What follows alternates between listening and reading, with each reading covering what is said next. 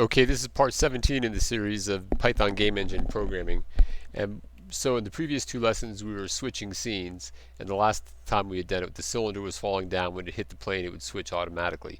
But so if you're going to create a game or something else, you want to be able to display something on the screen, a score, something, or like in my integral calculus videos, if you've seen those, I'm displaying, approximate volumes. And in this case I have added a text object. So I'll just get rid of it and I'll show you from scratch. So from here I have this, I'll just press Shift A, and right there I add text to the scene like that. Alright, let's rotate that on Z because I'm obviously the other way. Rotate Z, RZ180, I just typed it like that. Alright, and then I'll give it a name. Press N over here, come down here, and I'll call this game counter. Like that. So that's the name of our object here. And so we want something, when something happens into the scene, we want to be able to change this into a value and count for us. And we're going to have to do a couple things. One, we're going to need another variable like we've done before. In the earlier lessons, we were using a variable tracking the Z location of the cube. And so now we're going to use a different variable to track, well, we'll use something. Well, we'll figure it out here on the fly. But let's just change this first, just to kind of have the initial number up here. So I'm going to press Tab, and I go into edit mode. And when I'm in edit mode, that's how I'm able to change the, let's see, I'll change it here like that so you can see it. And I'll say, I'll type in score, and with a colon, and then space 0. Alright, and then I'll leave edit mode. So that's what's going to show when it first starts up. So somehow I want to be able to change this 0 here but leave the score there at the same time. So with the, well, let's go back into the code.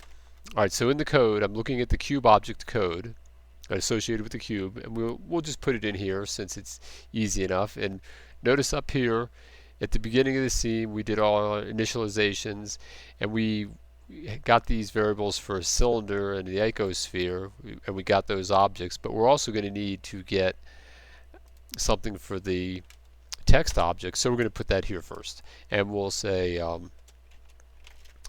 get the text object like this, and we'll call it, I don't know, game counter text, just to distinguish it from there. Is scene dot objects, and that's going to be, we just called that game counter. Did we call it game counter? Oh no. Let's see. Yes, game counter. Alright. So that's the name I'm going to use, is game counter text when I actually reference it. So that's the first thing we have to do. I'll make a little more space, keep this separate.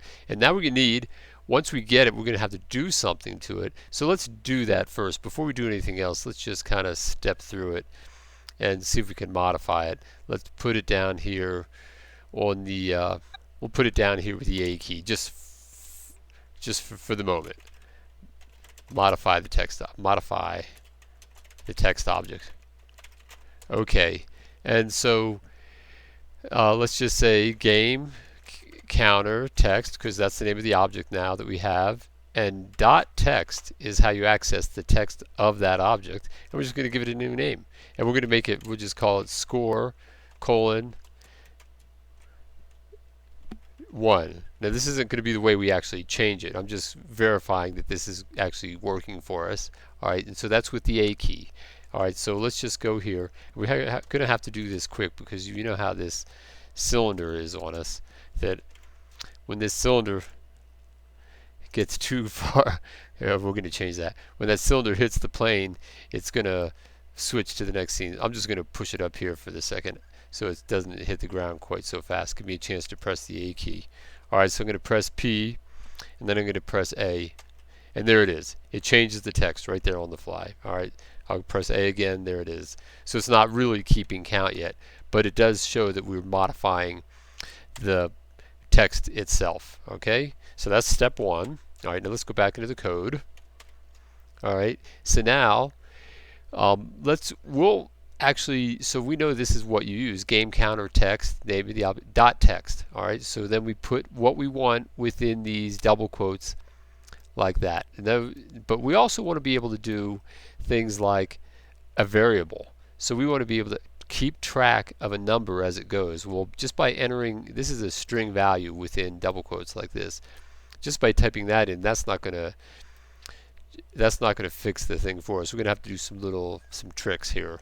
But we do need a dictionary to keep track, so when the routine runs, because this routine keeps running over and over again, and so when it comes into the routine, we want it to be able to keep track with the variable like we've done before, and we did that before right in here.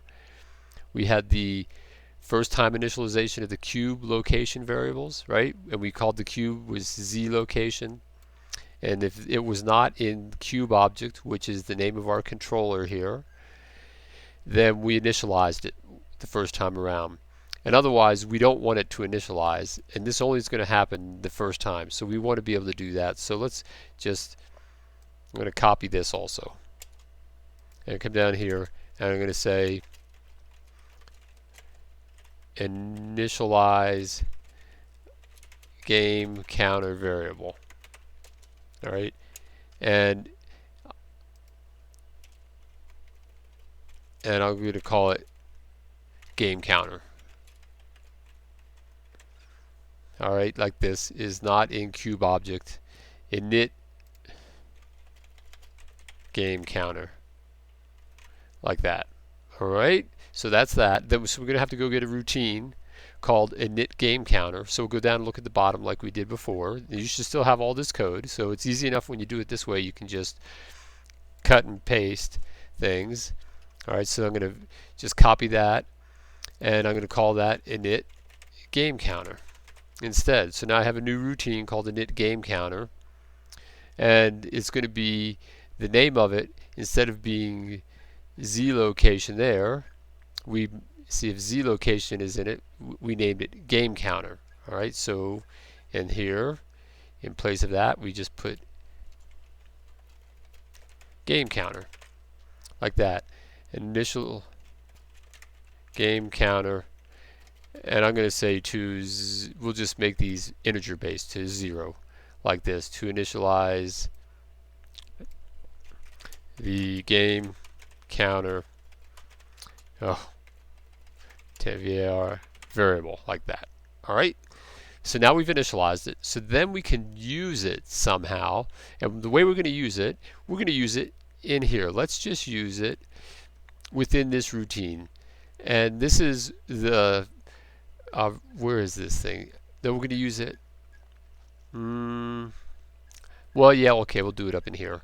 We'll do it every time we press the A key. All right, so we'll do it in here after all. All right, so every time we press the A key, we want the score to increment instead of, because in this case, every time we press it, it's just going to keep saying score is equal to 1 over and over and over again, and nothing else. Well, so now we need some kind of way to do this, and the way you do this is you do this. You just copy this code. So I type in the name score colon space in parentheses. So that's always going to change, and this is part of a string. And then it's something else I want part of the string. This plus means add something else to the string. It'd be like if I typed a goal in double quotes, that is part of a string, and that's part of a string. So this would return score a goal. You're not going to see the plus symbol. That's just appending two strings together like that, right? But what we don't want to append two strings together. What we want to do is, let's go back and look down here. Remember how we had accessed this before? We'll just copy this and bring it up so you can see it. Oh, where did I go? I just lost it. No. Okay, so I'll just show you. I'll just put that here just for a second.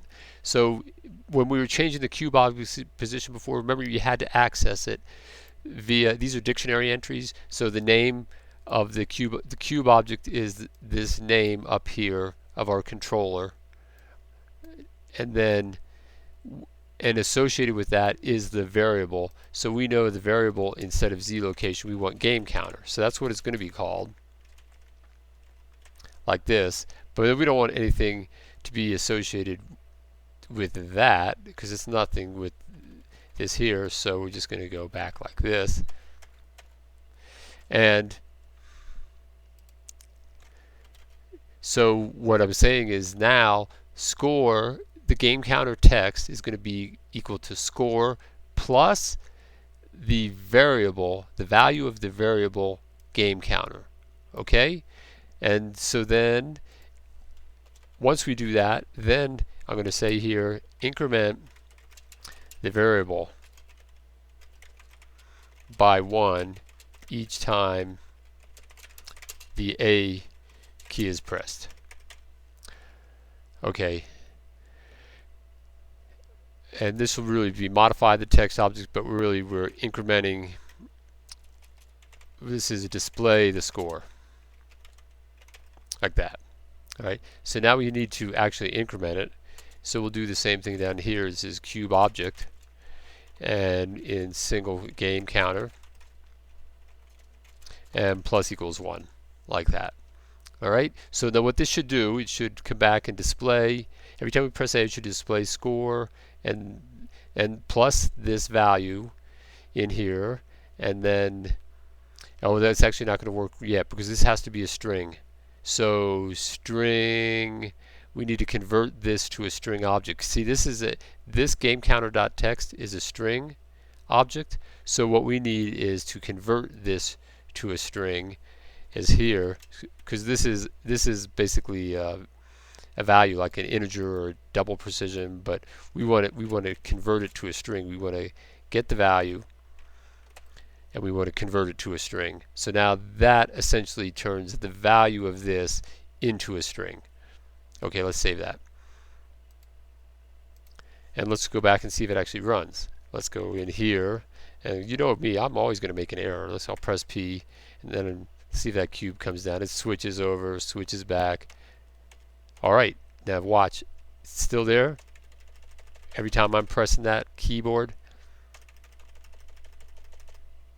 it's getting set in the new scene. Alright, so you switch scenes, as long as it's doing it, it's doing that. Alright, so that's the basics of setting up a score.